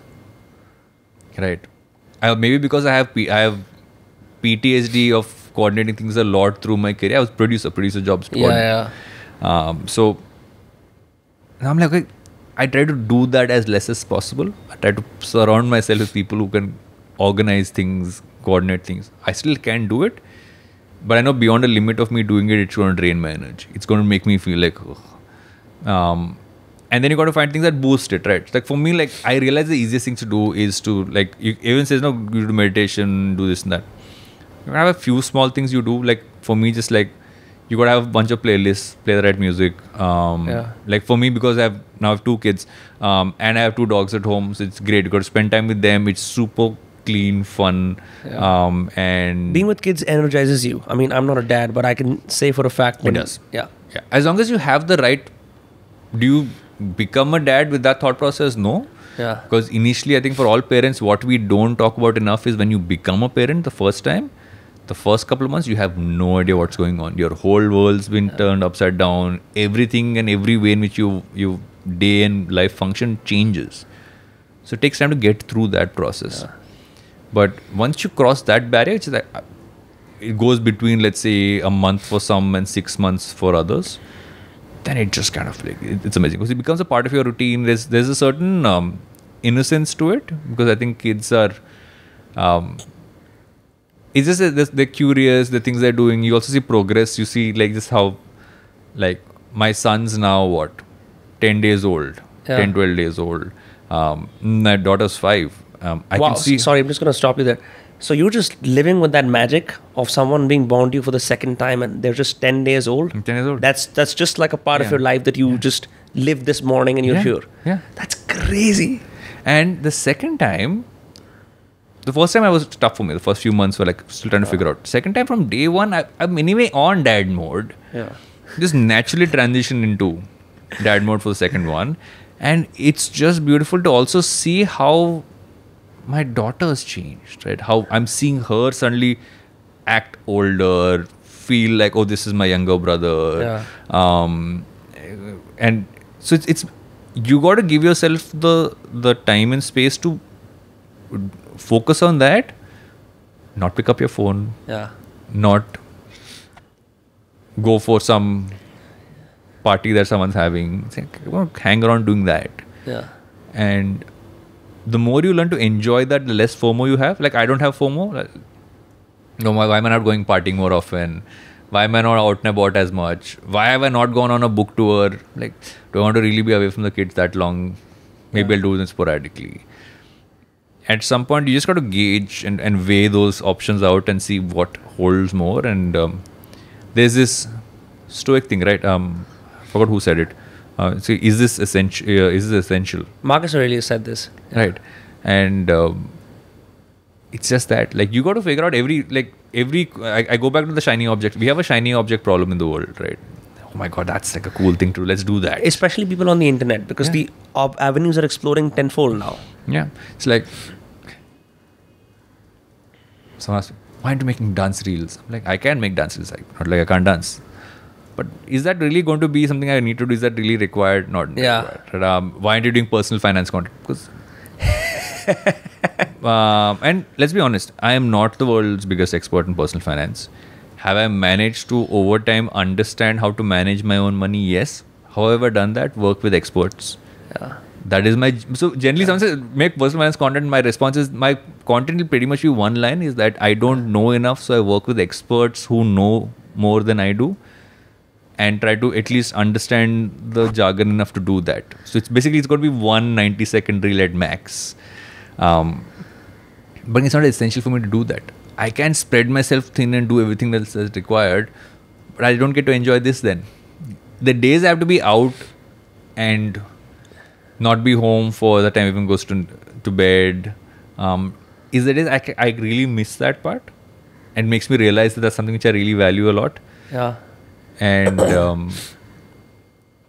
I think that's the whole part about being a parent, which you often don't get enough, is that it's not about, oh, when it's born, feel all the love, when it's enriches. No, it's about you observing someone going through the process, and it's super interesting to see how that happens and have that conversation, understand. You literally seeing a mind develop in front of you, and you get to play a part in understanding and at least not molding it in a certain way, because I don't believe a single person or people can mold. There's so many things that will happen, and most of those will not be in your control. But you can play a part in just at least sharing things and understanding. Because most times it's a conversation. It's about sitting down saying, why are you crying? This happened. Why did that affect you so much? I'm literally doing podcasts with a child most times, right? But that keeps it interesting. Yeah.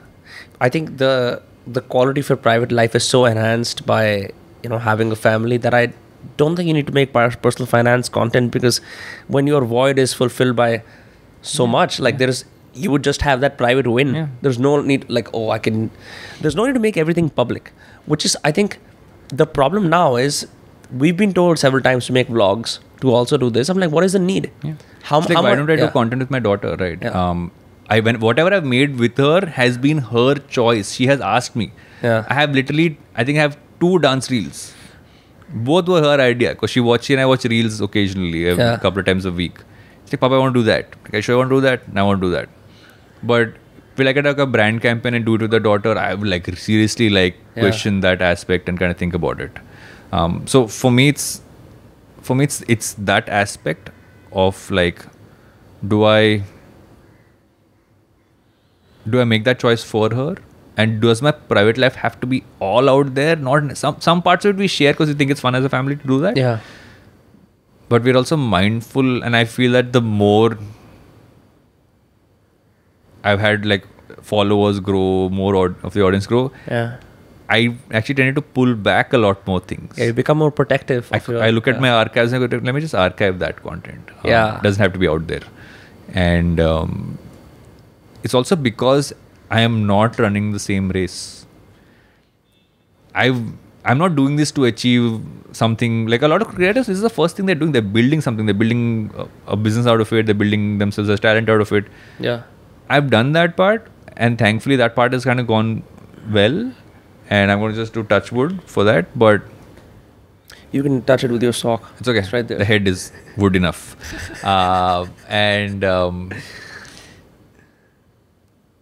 I'm not running that same race. So for me, it's easier to make that choice because I've chosen to live this life now post having done what I've done, built what I've built, haven't gotten the value from it that I have.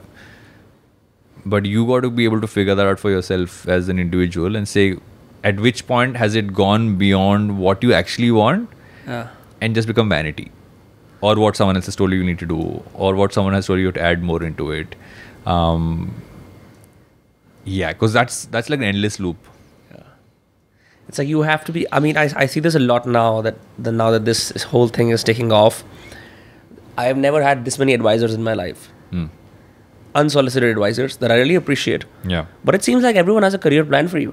Yeah. Everyone has the next rung of the ladder you must climb. Yeah. And everyone thinks you should be on the ladder that they think you should be on.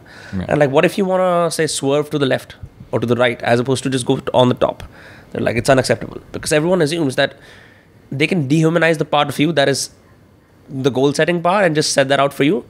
But when you ask them to humanize, hey, like I'm also a human being, they're like, oh, I thought you wanted this. It's like, how do you know I want this? But you should listen to everyone. I listen to everybody. Yeah. How do you filter then? So there's this, and I try to do it. I follow the sideways often. Said you listen to everybody's opinion, but you take the decision yourself.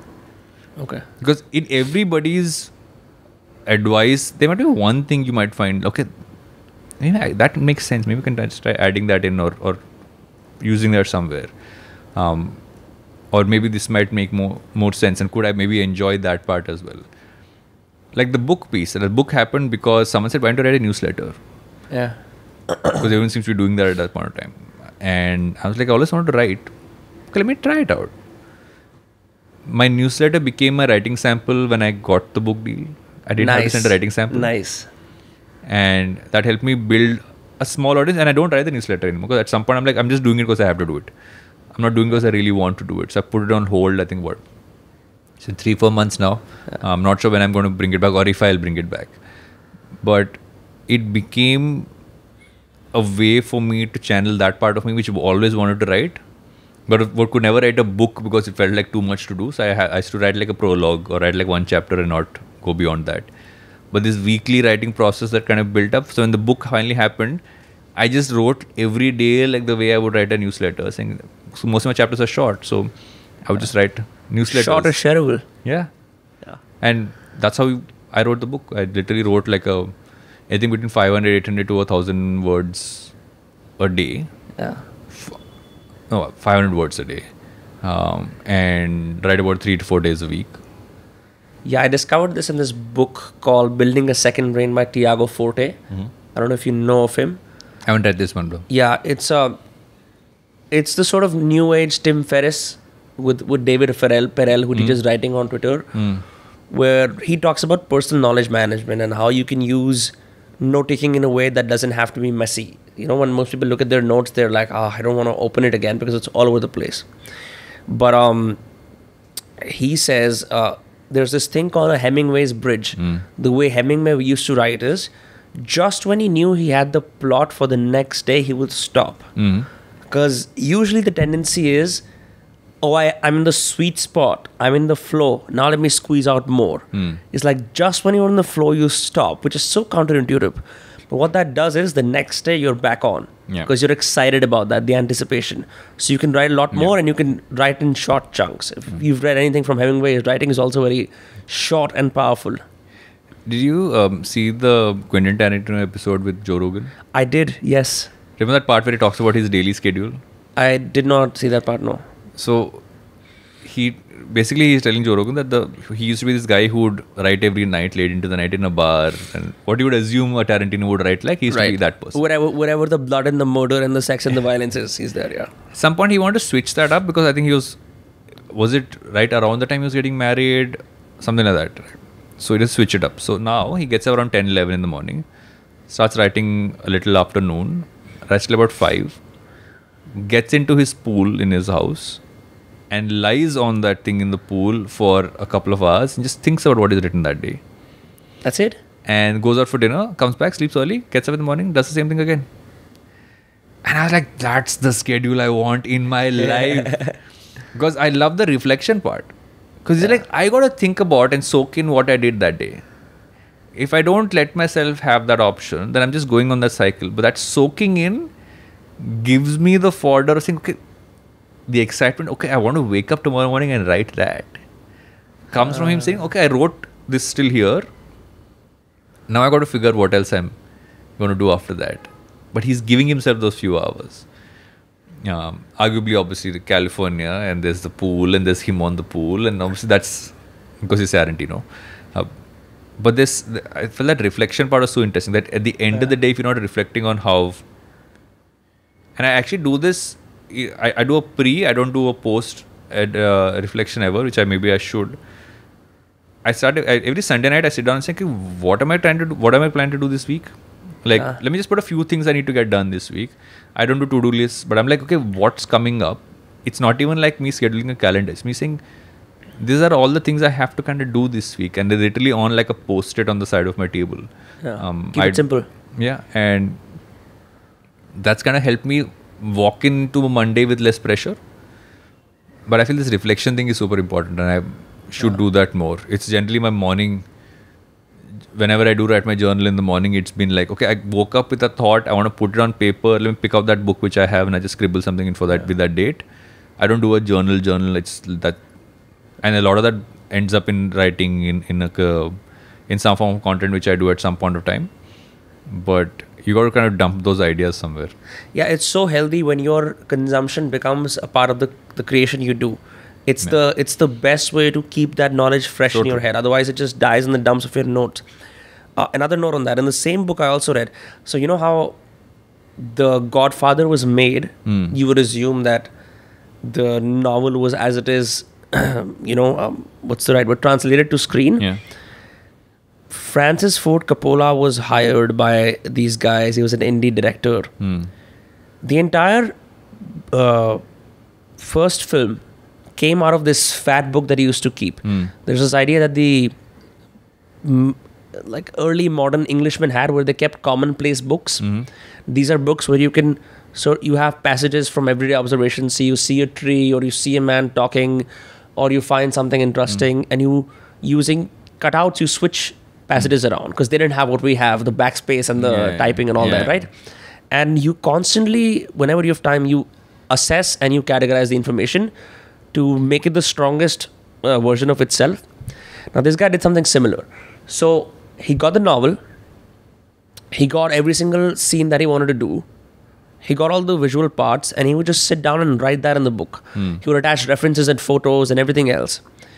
The entire movie didn't come out of a script. It came out from this fat book that had references, which is why it's so good. Because every single day, instead of thinking I should write a script, he would just go about this day, gather references and store them. That storehouse eventually became the basis, the Bible for the film. And like that system I'm trying to build in my life, it's become a lot better because now whatever I read, right, whatever I consume, I immediately write down and it becomes a part of what I will produce, which is in complete contradiction to the recency bias we have to things, right? Like, I saw about this immediately, let's start working on it. But then you run out because after the first 5 minutes of ideating, you have nothing. And you got to build tools for that, right? Yeah. I have easily like 10, 20 notes on the notes app on my phone. Yeah. Screenshots, stuff that they heard on a podcast, write it down, keep it there. So whenever I'm out of something, I can kind of go to that and I organize that together. It's like a swipe file. Yeah. Or use something like Readwise, which takes the highlights from a Kindle and puts it on there. I've never used it. Is it good? I just Readwise is fabulous because what it does is it does two things. One is it throws stuff you've highlighted in your Kindle almost as a daily revision for you. So you get like 10, 20 of those every day, which kind of, so you'll forget what you highlighted, right? It's almost like revision. But what it also does, and if you can do if you just have to tweak the settings, it gives you at least, 20% of what you get are also suggestions of highlights you might like from books you haven't read. What? So I discover books through it. Sometimes I'm like, I want to also figure out, is this book going to be worth reading? You do the sample then. So and you can add a supplemental book. So I just add the book. No, you just add a supplemental book inside Readwise. It gives you the most popular highlights in the book for you to run through. And so sometimes I've not even read the book. I've run through the highlights. Okay, these all make sense. Do I need to read the whole book? Maybe not. Because they're given all the key like highlight points. So I think it's the best version of Blinkist if you actually use that smartly. Blinkist is trash. Yeah, because you don't get the insight. You just get like the bullet points. But here it's actually the underlined parts. And so that's led me to like reading, let's say, I read a Brené Brown because I literally took one of her books, put it there. Okay, I want to do that. I want to read this book now. Or a Dan Pink in that sense. And there's another app called Next Big Idea Club. Okay. Next Big Idea Club is curated by Daniel Pink, Susan Cain, Adam Grant, Malcolm Gladwell. Yeah, 4 of them curated. It's a curation of the best non-fiction books coming out. Every author has to come in and talk about the 5 key takeaways from their book. So they get the actual author to come in and say 5 key takeaways from my book. And it links to Amazon. So obviously the Amazon link is to US, but you get to hear in the author's voice what you want to, what you'll get from the book. I discovered arguably the most impactful book I've read in the last year, 4,000 Weeks, from that. It's Oliver time management for mortals, right? Yeah. It's the best anti-time management book you can ever read. Because he calls it time management mortals, but he talks about time in a sense that it's so parallelly opposite to everything else. Yeah. The logic is that the average human life is 4,000 weeks. That's it. It's just 4,000 weeks. So he says instead of trying to manage your time, remember you only have 4,000 weeks. Think about what you want to spend 4,000 weeks doing. Once you come to that realization, it blows your mind because you are looking at every moment saying, is this what I really want to do? Is this what I really want to spend this time doing? So instead of managing your time, you're almost treating it like gold, right? You're like, no, it's like, let me not waste my time doing this. Or like he talks about how like spending time with people you care about. You always say, no, I'll do it later. 4,000 weeks. And it's a fabulous book. Like I've read the book twice and every time I read it, I feel like it just hits me even harder because like the first couple of chapters really hit you because when he gets into this, like even though that 4,000 weeks, that period feels so short because you all assume time hai. But yeah, it's just the way looking at it from that. And I found it on this app where he spoke about this 5 key takeaways. I'm like, okay, one second, I really find this interesting. Let me buy the book. And so you got to find some of these, and there are enough of these kinds across the board. People who suggest books, you might find a quote from somewhere which is, okay, this is interesting. Maybe let me find the podcast interview. There was an interesting study that YouTube did recently where they said long form is actually growing as consumption from Gen Z. 3 things are driving that. One is the professional fan, which is a creator who is literally all the content is a fan of a certain, you're a fan of books, you're a fan of music, fan of movies, or like literally channels only on Marvel, DC, all that stuff. The second category is people doing video essays, like people really teaching things, putting that whole thing. Third one, short form leading to long form. Basically, you get a sample of a podcast in your YouTube short. YouTube shorts. Exactly. And that's making someone go to the episode and watch it. So the 3 triggers, and if you look at it this way, you get again, what are you doing in a short or in a reel? You're taking that highlight. Yeah. You're putting it there. Like, okay, can I watch the whole episode? Because not everybody is someone you know. And sometimes you'll come to the episode with someone you think is popular, and that might not be the most impactful episode. I think that's one of the most profound things you've said. It's so true with podcasting. Yeah. You would assume a celebrity interview or like someone else would be no. It's just some practitioner who doesn't have a profile. They help people discover your podcast. They don't help people discover the most impactful content. And like there's someone called Meredith Arthur who I had on Take a Pause on the podcast. What's their name? Meredith Arthur. Okay. She works at Pinterest. And she runs almost like a community for overthinkers. I forget what it's called. It's in her bio. And she wrote a book called Get Out of My Head, which is a manual for overthinkers. I found the book again on the app, and I tweeted something from the book, and I tagged her, and she DM'd me saying thank you so much for like sharing something from the book. And I'm like, do you want to come on a podcast? And I got her on the podcast. One of the most fun podcast conversations I've had. I mean, and also when you're doing a remote conversation on a podcast, someone comes with the mic setup ready. You're like, thank you. You're like my new favorite person. So glad you're not on 360p camera view. Oh no, don't even get me. Or like you look like you're in the middle of a cave and you have your sound is echoing everywhere. And I once had someone who sat in a balcony. Yeah, wow. No earphones? No earphones. I'm like, let's do this. And the thing she spoke about, she said that I DM'd you because when you spoke about the highlight, I realized you were one of my people. I'm like, what do you mean my people? You are an overthinker.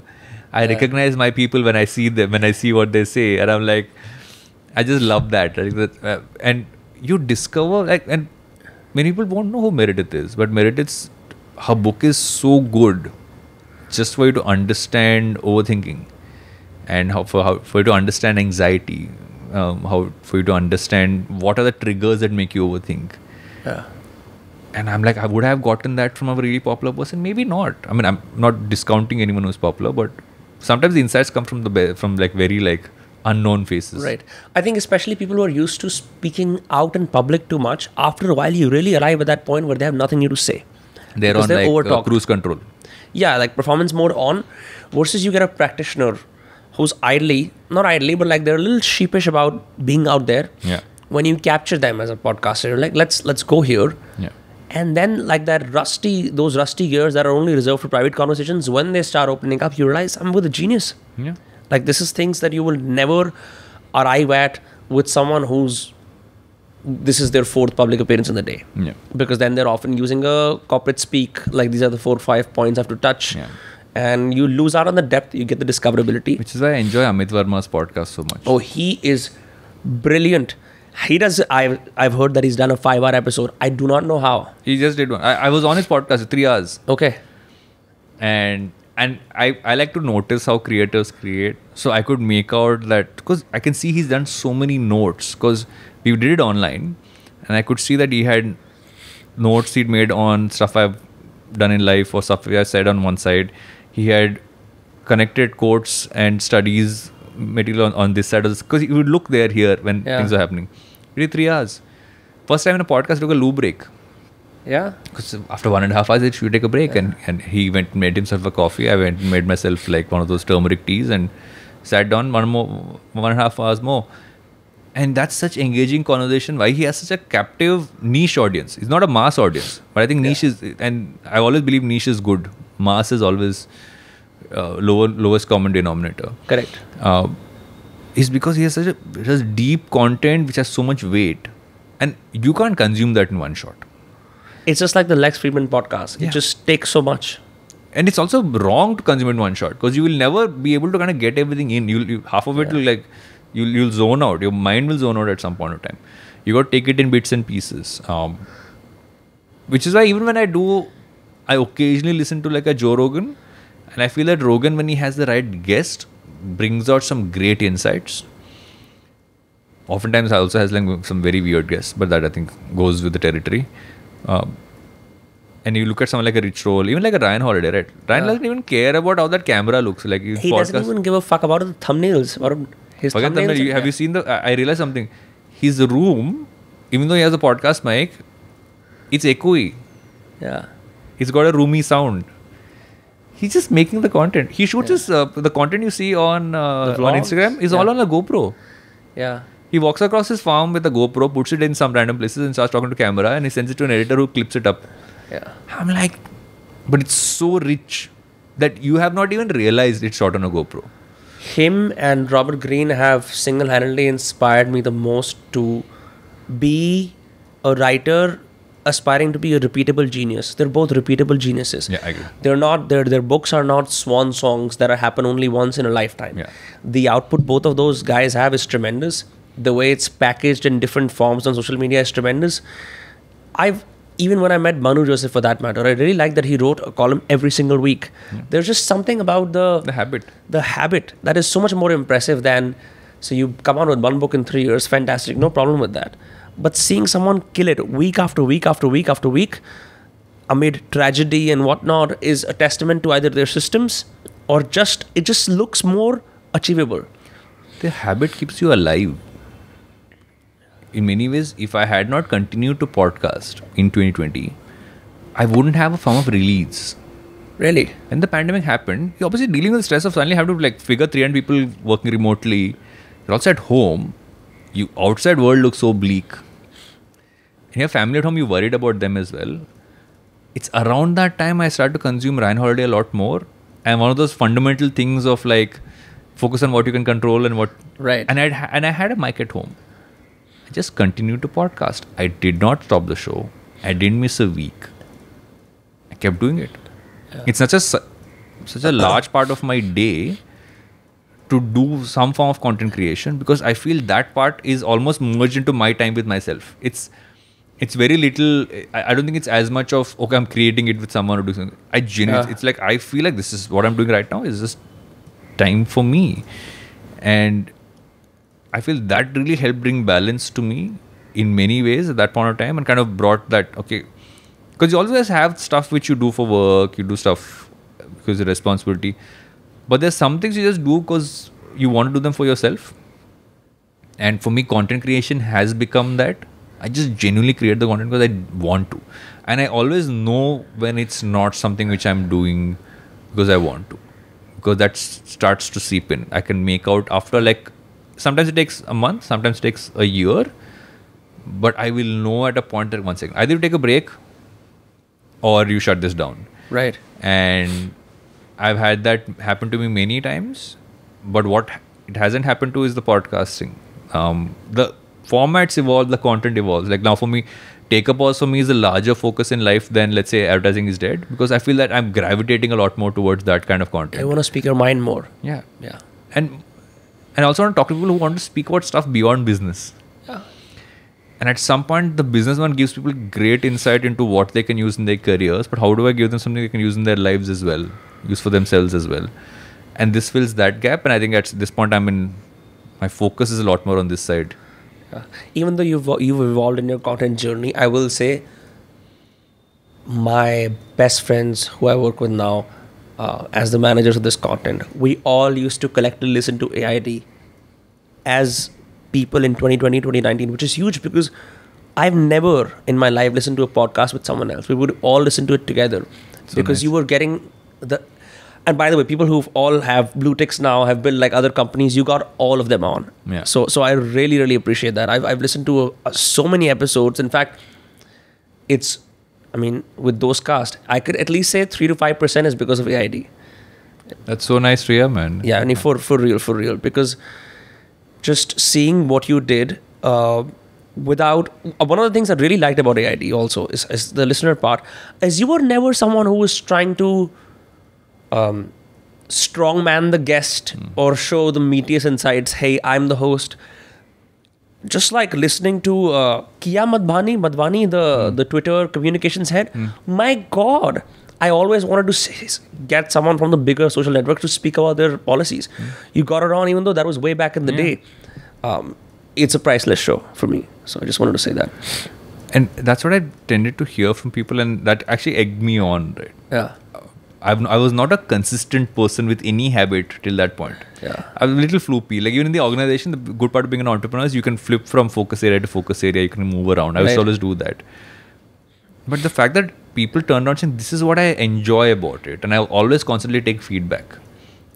Then let's focus on those areas. Like at some point for me, I cannot just talk about advertising and marketing. Yeah. Because that's a small point. Let's talk about business. So we've taken it wider. Now I realize the learning for me is that people want to hear about the mid-sized founder. They want to hear someone who hasn't fully made it, who's somewhere there, who's getting there, or something which is unique, which is different from what you normally hear about. Something which maybe isn't covered in, let's say, a Your Story or any of the other publications. Because they obviously focus on the big guys. Right. Because they're journalists.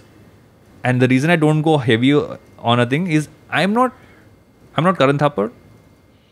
Neither am I trying to do deep insights from that sense. I don't have to ask the hard questions. A podcaster can choose to say, I'm a podcaster, I'm not a journalist. Yeah. The problem is people sometimes believe they have to become hard to get that one impact moment. But no, keep it easy. Yeah, that's the whole point of a podcast.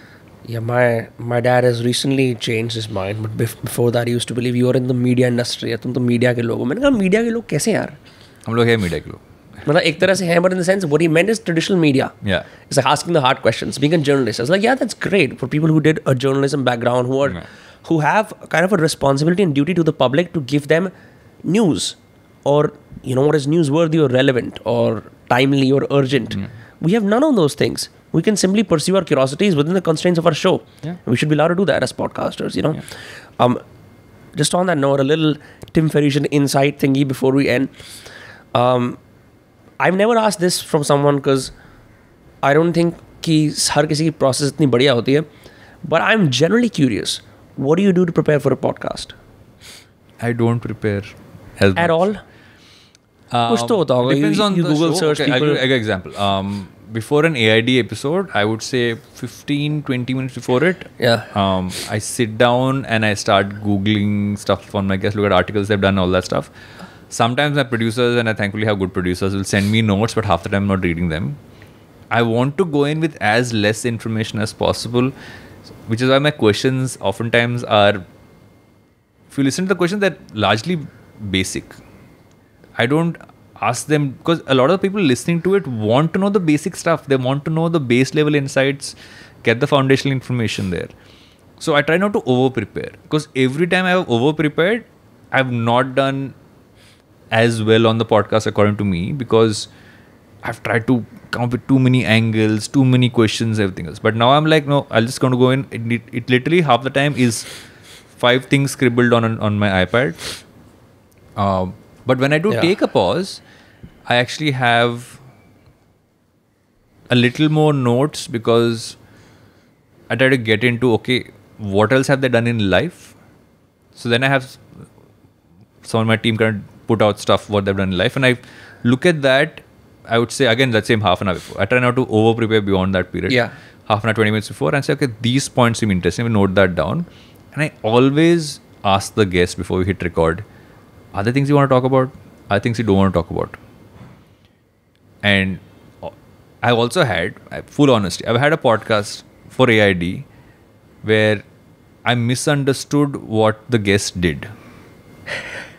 Should get into it, and 2 minutes in, I'm like, not even record, we've all logged in, tech check. This is not what I thought this was, and also deeply technical. So I literally said, okay, I'd love to know more before we hit record, so that I make sure that I've got the right kind of points here. So I faked it, white lie, but it helped. So, and sometimes I'm like, I might be totally ignorant about this, so just explain it to me like someone who knows nothing. Going in like that is, again, like, it's what you would ask a person if you met them normally, right? When you meet someone normally, you want to ask them something, especially when it's business, you don't over prep. Yeah. You ask them normally, like if you meet someone in a workplace. Yeah, I love the quote that you had on page number 37 of TOI. Such a great insight, Varun. Exactly that. Which you'll only get because you've done that, like you have all those insights there, right? Yeah. And people catch on to that stuff. If they feel that you have over-prepared, then they know that you have a defined set of questions, which is why I never write questions. Because when you write down questions, you feel you have to ask that exact question. I did that once. It was when I got Ronnie Screwvala on the first time. Yeah. And that's the one episode that taught me so much, because I feel it's the episode I failed the most at. also very early in my journey. I didn't know what to do. I was also like high pressure on Screwballa, someone I really admired. And I wrote so many questions and I've focused on taking it in a certain direction, and he wanted it to go in another direction. And it put me off. And then years later, I did an online chat with him, and it was super easy because I didn't prepare. So it's also real-time improvisation. Yeah. Because you have this box that you want the other person to fit in. They can do that, but it often comes at the expense of, I've already said this 10,000 times. You're not even getting to my core. You're just asking me to... When you haven't prepared enough, you listen more. Yeah. You let the other person talk more. So you listen more. Okay, let me pick something. So it's always that. Every response you get from your guest, there's something you can pick from there to ask the next question. Yeah. It's a little more pressure on you at that moment to really listen. But that's the way I do it. Yeah, fantastic. Bro, you're an inspiration, obviously, and thank you for doing this. I really... Thank you for having me. It's been awesome. Yeah, I really enjoyed this. Like I said before, I've been following AID for the last 3 years, and I love everything that you do. I love the space you've created for yourself. I love that you're the least stressed founder I've met so far in my life. And I love the content that you make. And, I wish you the best for all your podcasts. And I really think that there is, without putting pressure on you, there is a void in the lifestyle design market in India. Not the sauce ki meri Lamborghini dekho aur ye dekho, but contemplative living. Yeah. If you would allow my projection, that I think you do really well, and I would love to see more of that. Obviously, people can follow you. Which I'm at the rate Varun Duggi on most social platforms, and Varun Duggirala on LinkedIn. Okay. And you have, so your book is called Everything Is Out of Syllabus. Yes. Your podcasts are Advertising is Dead, Take a Pause, and Think Fast with Sujata Salwan, yes. Right? Fantastic. Thank you so much for being on Dostcast. Any parting notes, if at all? No, I like the fact that you said lifestyle design. It's something which I genuinely have gravitated towards, because you got to, if you can figure out a way to build your ideal day, not your perfect day, right? Build your ideal day and kind of just make that a habit. Right. That's actually, and I've spent so much time studying that and continue to study that. So we'll definitely share more on that front. Thank you so much. Hey guys, this is Varun Duggirala. Make sure to like, share and subscribe, or rather smash that bell icon and hit subscribe on Dostcast.